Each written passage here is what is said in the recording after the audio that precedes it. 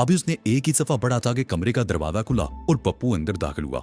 पप्पू की इस तरह अचानक अंदर चले आने से समीना किसी कदर गड़बड़ा सी गई। वो सीधी होकर बैठ गई और अपने कपड़े का किनारा नीचे की तरफ खींचने लगी। समीना बीबी वो पप्पू शायद कुछ कहने के लिए आया था, लेकिन समीना को इस हालत में देखकर उसकी आवाज हल्क में अटक कर रह गई।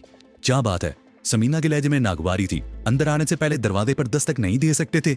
गलती दरअसल उसी की थी। दरवाजा उसने बेड़ दिया था और उसे बोल्ड करना भूल गई थी। मेरा दिल चाय पीने को चाह रहा था, मैंने सोचा आपसे भी पूछ लूं। पप्पू ने जवाब दिया। उसका तनफ्फुस बेरब्त हो रहा था। नहीं, मुझे चाय नहीं पीनी, तुम बाहर जाओ, मैं दरवाजा बंद करूंगी। समीना ने रसाला रख दिया और पलंग से उतरने लगी। पप्पू अपनी जगह पर खड़ा रहा था। उसकी नजरों में अजीब सी चमक उभर आई थी और वो समीना का जायजा ले रहा था। जाओ निकलो, मैं दरवाजा बंद करूंगी, समीना बोली। उसके लहजे की नागवारी बढ़ दी थी। समीना बीबी, पप्पू उस पर नजरें जमाते हुए बोला। जान तो हम भी लड़ाते हैं, गोलियों की बारिश में दुश्मनों का मुकाबला तो हम भी करते हैं। तो क्या शारिक लाड साहब का बच्चा है कि तुम पर सिर्फ उसी का हक है? हमें भी तो कुछ मिलना चाहिए ना। सारा सोना तो शारिक ने कहीं और पहुंचा दिया है, लेकिन तुम तो यहाँ हो और सोने से ज्यादा कीमती हो। क्या बकवास कर रहे हो? तुम्हें ऐसी बात सोचते हुए भी शर्म आनी चाहिए। समीना जुमला मुकम्मल नहीं कर सकी। पप्पू ने अचानक उस पर छलांग लगा दी थी। वो उसे अपने साथ लेता हुआ पलंग पर गिर गया और दस्त दराजी करने लगा। समीना की अलग से वुराट से निकल रही थी। वो अपने आप को छुड़ाने की कोशिश कर रही थी, लेकिन पप्पू पर जुनून सा ताई हो रहा था। समीना ने उसके हाथ पर दांत गाड़ दिए। पप्पू बिलबिला उठा। समीना ने अपनी पूरी कुव्वत इस्तेमाल करते उसे धक्का देकर पलंग से नीचे गिरा दिया। पप्पू गाड़ियां बकते हुए बड़ी तेजी से उठकर खड़ा हो गया। मैंने बहुत सब्र किया है, वो समीना की तरफ देखते हुए फुंकारा। आज मौका मिला है तो मैं तुम्हें छोड़ूंगा नहीं। उसने समीना की तरफ छलांग लगा दी। समीना बड़ी फुर्ती से एक तरफ हट गई। पप्पू पलंग पर गिरा। ये क्या हो रहा है? दरवाजे की तरफ से जफरी की आवाज सुनकर वो दोनों चौंक गए। जफरी उस्ताद पप्पू उसकी तरफ देखते हुए बोला, देखो यार, शारिक अकेला ही ऐश करता रहता है, इस पर हमारा भी तो हक है ना। शारिक धोखे से यहाँ से सारा सोना ले गया है, उसे हम पर यकीन नहीं है, लेकिन आज की रात ये तो यहाँ अकेली है। जरा देखो तो कैसी क़यामत है। हम कब तक तरसते रहेंगे यार? आज मौका मिला है, फायदा उठा लो। पप्पू भी बातों से जफरी भी लड़खड़ा गया। उसकी नीयत में भी फतूर आ गया था। वो भी भूखी नजरों से समीना की तरफ देखने लगा। जान दो तुम पर पप्पू, वो बोला। ये लौंडिया तुम्हारे काबू में नहीं आ रही, चलो आगे बढ़ो, पटक दो इसे बिस्तर पर।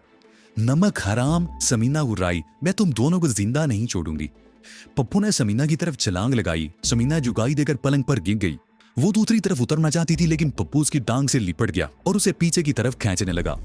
समीना ने दोनों हाथों से पलंग की पुष्ट को पकड़ लिया और टांगों को जोर जोर से झटकने लगी, लेकिन उसका एक हाथ पलंग की पुष्ट से हट गया और तकिए की पुष्ट पर पड़ा। और फिर एकदम उसे याद आ गया कि तकिए के नीचे शारिक का पिस्तौल पड़ा हुआ है।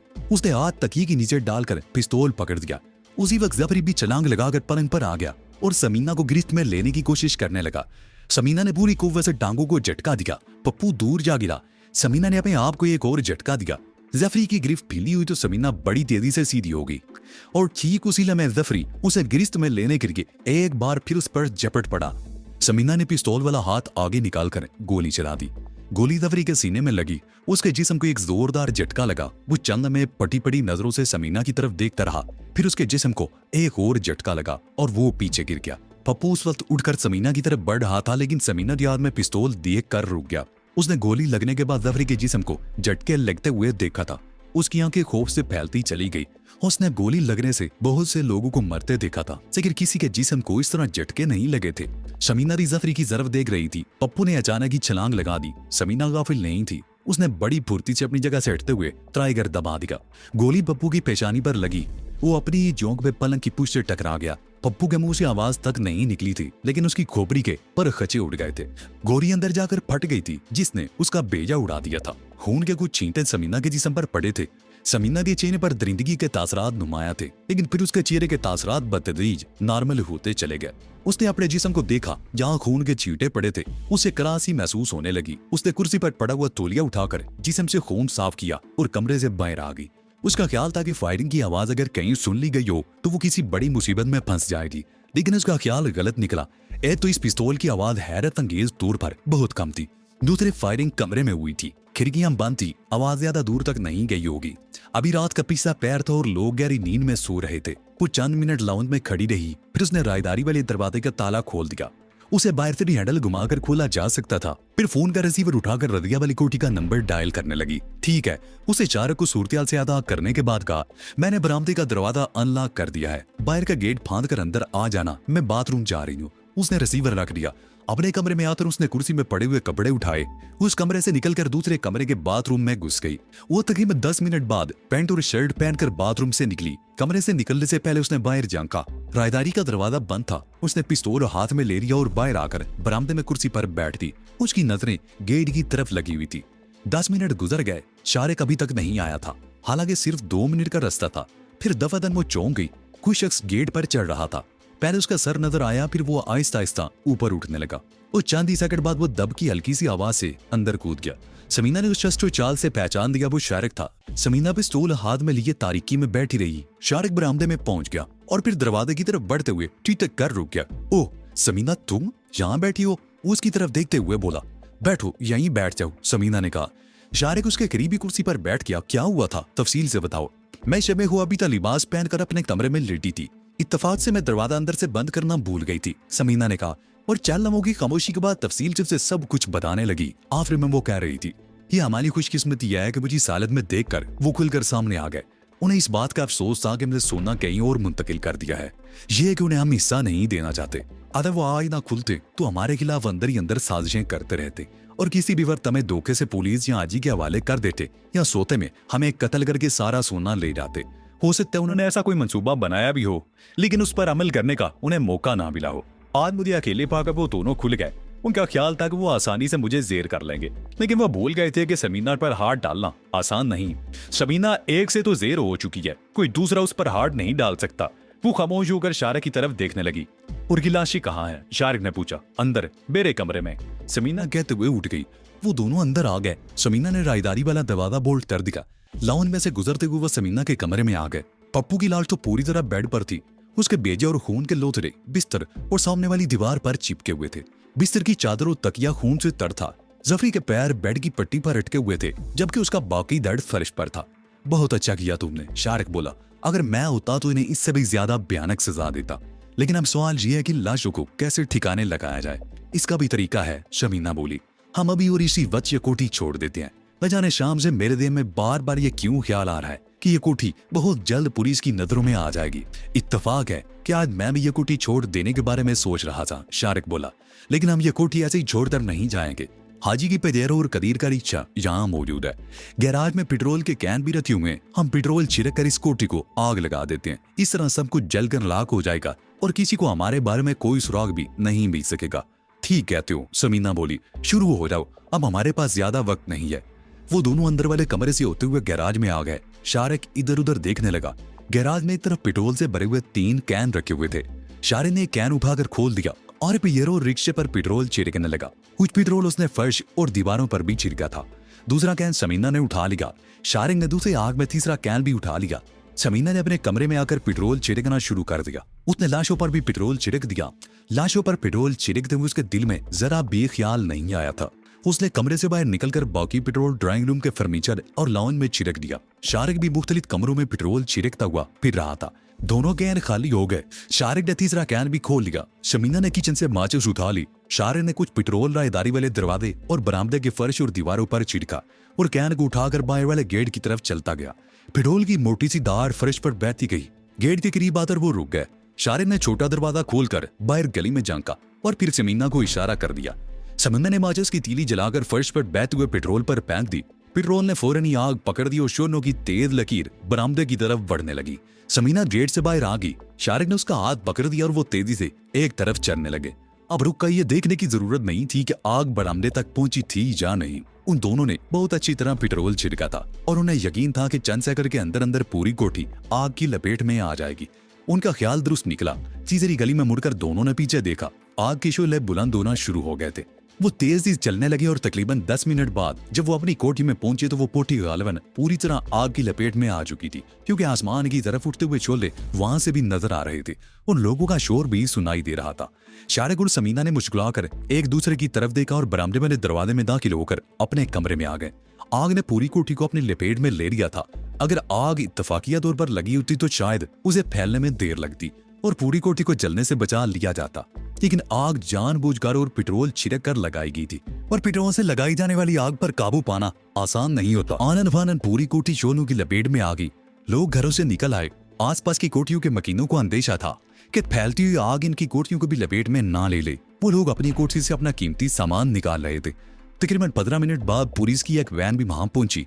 उस पार्टी में 20 दर्जन मुसल्ला पुलिस वाले थे और उनका इंचार्ज एक दराज कामत और बारी बरकम सब इंस्पेक्टर था। पुलिस के सिपाही राइफलें संभाले इधर उधर फैल गए और सब इंस्पेक्टर चीख कर उन्हें अहकामात जारी कर रहा था। तुम में से किसी ने फायर ब्रिगेड को फोन किया है या नहीं? सब इंस्पेक्टर गली में खड़े लोगों की तरफ देखते हुए चीख कर बोला। कर दिया है जनाब, एक आदमी ने जवाब दिया। लेकिन फायर स्टेशन यहाँ से इतनी दूर है कि गाड़ी को यहाँ पहुंचने में 1 घंटा लग जाएगा और उस वक्त तक ये कोठी जलकर राख हो चुकी होगी। लेकिन आप किस लिए आए हैं जनाब? आप भी तो कुछ करें। हम आग बुझाने नहीं आए, सब इंस्पेक्टर ने जवाब दिया। हम तो खतरनाक मुजरिमों को गिरफ्तार करने आए हैं जो हमारी इत्तला के मुताबिक इस कोठी में छुपे हुए हैं। आप लोगों ने किसी को इस कोठी से निकलते हुए तो नहीं देखा? एक मर्द और एक औरत, शारक और समीना। करीब खड़े हुए एक आदमी ने कहा, हाँ वही। क्या तुमने उन्हें देखा? सब इंस्पेक्टर जल्दी से बोला। नहीं, मैं तो ये भी नहीं जानता कि इस कोठी में कौन रहता था, उस शख्स ने जवाब दिया। फिर तुमने शारक और समीना का नाम कैसे लिया? सब इंस्पेक्टर ने उसे घूरा। एक मर्द और एक औरत यानी शारक और समीना। वो शख्स एक एक लफ्ज पर जोर देते हुए बोला। यही दोनों नाम आजकल पुलिस के लिए अवाब बने हुए हैं। पुलिस को इनके अलावा और किसकी तलाश हो सकती है? लेकिन अगर वो इस कोठी में थे भी तो उन्हें बाहर निकलने का मौका नहीं मिल सका होगा। वो जलकर राख हो चुके होंगे। सब इंस्पेक्टर उसे घूर कर रह गया। फायर इंजन वाकई 1 घंटे से पहले नहीं पहुंच सका था, लेकिन आग पर काबू पाना एक इंजन के बस की बात नहीं थी। मजीद गाड़ियां तलब की गई। शहर के दूसरे इलाकों से 2 इंजन और पहुंच गए। सुबह 8 बजे तक आग पर काबू पा लिया गया। उस वक्त तक पुलिस के 2-3 बड़े अफीसर भी पहुंच चुके थे। कोठी राख का ढेर बन चुकी थी। मलबे में जगह जगह से धुआं उठ रहा था। आगे पीछे की गलियों में लोगों का हुजूम था और पुलिस वाले उन्हें दूर रखने की कोशिश कर रहे थे। फायर ब्रिगेड के आदमी और चंद पुलिस एहलकार मलबा हटा रहे थे। उसके साथ ही पुलिस अफीसर ने लोगों से पूछगछ शुरू कर दी थी। इस गली में रहने वाले के बयान के मुताबिक इस कोठी में एक खूबसूरत औरत रहती थी जिसके थोड़े ही अरसे पहले यह कोठी किराए पर ली थी। उसके साथ कभी कभी एक आदमी भी आया करता था। वो आदमी कभी किसी गाड़ी में आता और कभी रिक्शा चलाता हुआ। एक आदमी ने 2 औरतों के बारे में बताया था। एक चादर ओढ़ती थी और दूसरी बुर्का पहनती थी, लेकिन उनके चेहरे बहुत कम लोगों ने देखे थे। बाद लोगों ने यह भी बताया था कि इस कोठी में रहने वाले कई रोज तो यहाँ आते ही नहीं थे और कोठी खाली रहती थी। एक तरफ पुलिस अफीसर लोगों से पूछगछ कर रहा था, दूसरी तरफ मलबा हटाने का काम जारी था। गराल के मलबे से एक पजेरो और एक रिक्शे के ढांचे मिले थे और फिर ये इंकिशाफ ज्यादा सिंसिरीखेज साबित हुआ कि एक जगह मलबे के नीचे से 2 जले हुए इंसानी ढांचे भी मिले हैं।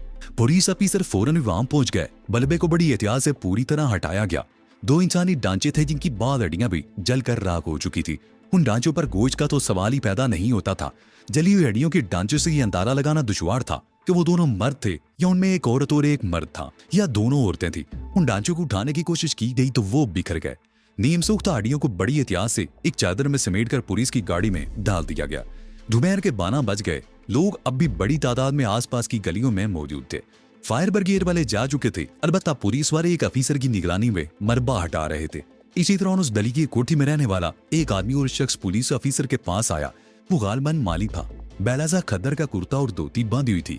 खटारा थी। साइकिल के कैरियर पर घास काटने वाली मशीन भी रखी हुई थी। ये नूरदीन मालिक है जनाब, उस आदमी ने कहा। ये इस इलाके की कोठियों में काम करता है।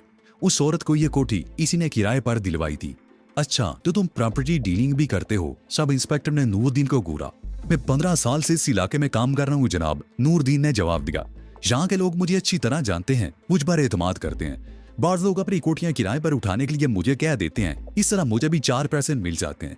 मैं और बिल्ला सब्जी वाला मिलकर ये काम करते हैं। ये कोठी तुमने किसको किराए पर दी थी? सब इंस्पेक्टर ने उसे घूरा।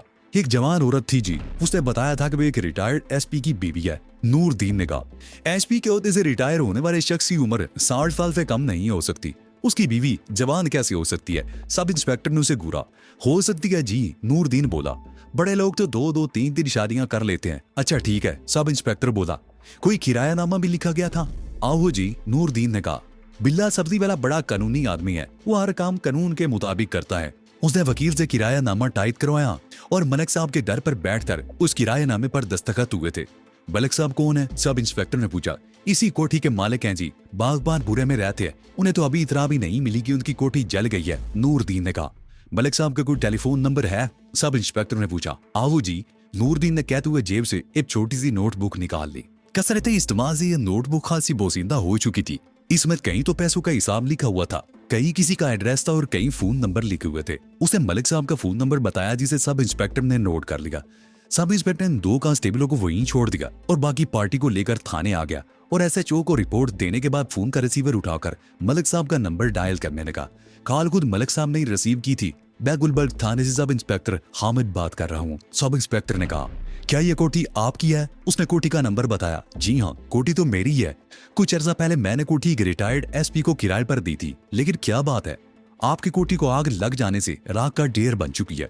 मलबे में से 2 लाशें भी मिली हैं। आप थाने आ जाएं और किराया नामा भी साथ लेते आएं, सब इंस्पेक्टर ने कहा और फोन बंद कर दिया।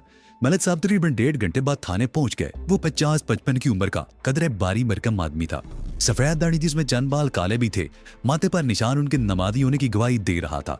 वो गालबन अपनी कोठी का मलबा देख कर आए थे। चेहरे पर यतीमी बरस रही थी।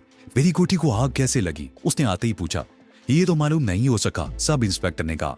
हमें सिर्फ इस बात से दिलचस्पी है कि आपने वो कोठी कब और किसको किराए पर दी थी। एक रिटायर्ड एसपी हैं जी, उनकी बेगम मेरे पास आई थी। किराया नाम उसी के नाम है, ये देखिए। मलिक ने ब्राउन रंग के एक लिफाफे में से कुछ कागजात निकालकर उसके सामने रख दिए। ये स्टाम्प पेपर पर कोठी का किराया नामा था। उस किराया नामे की रूह से 8,000 रुपए महाना तय हुआ था और 50,000 रुपए बतौर फिक्स डिपॉजिट लिए गए थे, जबकि 3 महीने का किराया एडवांस के तौर पर लिया गया था। उस किराएनामे पर कमिश्नर की मोहर और दस्तखत भी सब थे। किराएनामे के साथ किराएदार का शिनाख्ती कार्ड भी मुंसलिक था। कार्ड का वो हिस्सा ऊपर था जिस पर नाम और पता वगैरह लिखा होता है। साबरा सुल्तान जोजा मुराद अली, एड्रेस वसनपुरे के एक मकान का था। सब इंस्पेक्टर ने शिनाख्ती कार्ड पलट कर देखा। कार्ड होल्डर की तस्वीर नहीं थी। कौमी शिनाख्ती कार्ड पर खवातीन की तस्वीर को पाबंदी से मुस्तस्ना करार दिया गया था। सब इंस्पेक्टर एक बार फिर कार्ड पलट कर देखने लगा। साबरा सुल्ताना की तारीख 25 फरवरी 1940 की थी, जिसका मतलब दादी उसकी उम्र इस वक्त 55 से ऊपर थी। मलिक साहब, सब इंस्पेक्टर उसकी तरफ देखते हुए बोला, आपने जिस औरत को ये किराए पर कोठी दी थी, क्या आप उसे जानते हैं कि उसकी उम्र क्या होगी? ये कोठी मैंने बिल्ला सब्जी वाले की मार्फत किराए पर दी थी। मलिक ने जवाब दिया। वो जवान औरत थी, उम्र 27-28 साल रही होगी। हुलिया कैसा था? सब इंस्पेक्टर ने पूछा। जवान और खूबसूरत थी, मलिक ने कहा और हुलिया बताने लगा।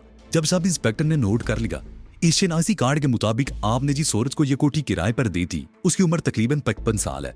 क्या आपने किराएनामे पर दस्तखत कराते वक्त शिनाख्ती कार्ड नहीं देखा था? बलक उछल पड़ा, उसके चेहरे पर हवाइयां सी उड़ने लगी। वो सब इंस्पेक्टर से कागजात लेकर शिनाख्ती कार्ड देखने लगा। क्या आपको मालूम नहीं कि तस्दीक किए बगैर किसी को मकान किराए पर देना जुर्म है? सब इंस्पेक्टर उसकी तरफ देखते हुए बोला, हमें इतला मिली थी कि बदनाम जमाना मुजरिम शारिक और समीना इस कोठी में रोपोश थे। आपने औरत का जो उलिया बताया वो भी समीना से मिलता जुलता है। हम उन दोनों की गिरफ्तारी के लिए यहाँ छापा मारने आए थे, लेकिन हमारे पहुंचने से पहले कोठी को आग लग चुकी थी और वह पूरी तरह शोनों की लपेट में थी। बल्बे से जली हुई 2 लाशें बल्कि जली हुई हड्डियां मिली हैं, जिनसे मरने वालों की शनाख्त मुमकिन नहीं। शुबह है कि वो समीना और शारिक थे, जिन्हें आग लगने के बाद बाहर निकलने का मौका नहीं मिल सका और वो दोनों भी जलकर राख हो गए। अब बात आपकी है। सब इंस्पेक्टर ने उसके चेहरे पर नजरें जमा दी। वो दोनों संगीन तरीन वारदातों में कानून को मतलूब थे और आपने तो कोठी किराए पर दी थी और आप जानते हैं कि इसी मुजरिम को पनाह देना भी संगीन जुर्म है। मैं बेकसूर हूँ। मलिक का चेहरा खौफ से बिल्कुल सफेद पड़ गया, जैसे सारा खून नुचर गया हो। बिल्ला सब्जी वाला काबिल एतमाद आदमी है। मैंने पहले भी 1-2 मरतबा उसकी तवस से कोठी किराए पर दी थी। कमी किराएदारों से कोई शिकायत नहीं हुई। बिल्ला यकीनन उस औरत को जानता होगा। वो तो हम मालूम कर ही लेंगे, सब इंस्पेक्टर बोला, लेकिन आप भी भले जिम्मा करार नहीं दिया जा सकते। आप यहाँ बैठिए, मैं एसएचओ साहब से बात कर लूं।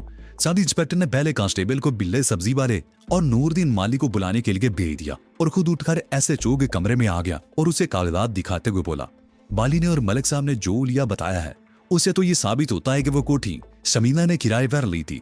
लेकिन सवाल ये पैदा होता है कि रिटायर्ड एसपी मुराद अली की बीवी का शिनाख्ती कार्ड उसके पास कहां से आया? एसपी मुराद अली की बीवी का शिनाख्ती कार्ड? एसएचओ ने उसी नजरों से उसकी तरफ देखा। जी हाँ, ये देखिए। सब इंस्पेक्टर में कागजात उसके सामने रख दिए। एसएचओ कागजात देखने लगा, फिर उन्हें मेज पर एक तरफ रखते हुए बोला, इस कार्ड पर एड्रेस वसनपुरे का है, लेकिन मुराद अली साहब गुज़िश्ता 3 साल से गुलबर्ग में ही रह रहे हैं। मैं उससे फोन पर बात करता हूँ। उसने फोन का रिसीवर उठाया और नंबर डायल करने लगा। लाइन मिलने में देर नहीं लगी। वो तकरीबन 5 मिनट तक बात करता रहा, फिर रिसीवर रखकर सब इंस्पेक्टर की तरफ देखते हुए बोला, उनका कहना है कि कुछ चंद सा पहले उनकी बेगम का शिनाख्ती कार्ड कहीं गुम हो गया था। वो यही समझ रहे थे कि कार्ड गाड़ी में कहीं इधर उधर रख दिया गया होगा, क्योंकि उसकी कहीं जरूरत नहीं पड़ी थी, इसलिए उसकी तलाश पर तवज्जो नहीं दी गई थी। वो आधे घंटे में यहाँ आ रहे हैं। तुमने माली और सब्जी वाले को बुलाया? कांस्टेबल को भेजा है सर, सब इंस्पेक्टर ने कहा।